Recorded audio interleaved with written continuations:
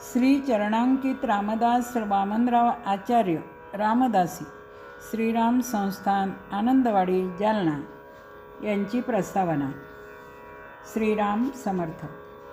मना सज्जना भक्तिपंथेची जावे, तरी श्रीहरी पाविजे तो स्वभावे. श्री समर्थ.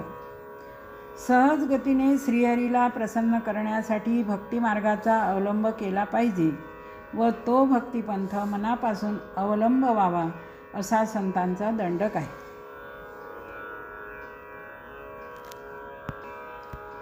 सगुणाचे आधारे निर्गुण पाविजे निर्धारे असे भक्ती संप्रदायात श्री ज्ञानेश्वर महाराजांपासून आपल्या सद्गुरुनाथापर्यंत सर्व संत सांगतात.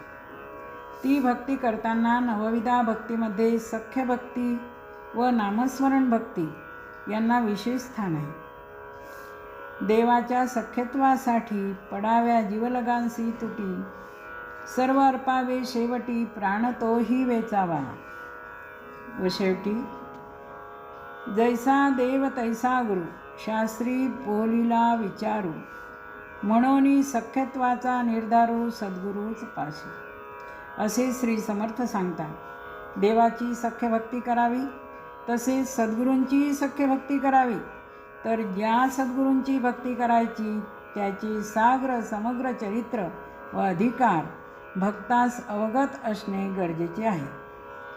कसे असावे सद्गुरू? तर या शाब्दे परेच निष्णात ब्रह्मनुप समाश्रया, पाणी पिना छान के, गुरु करना पहचान के.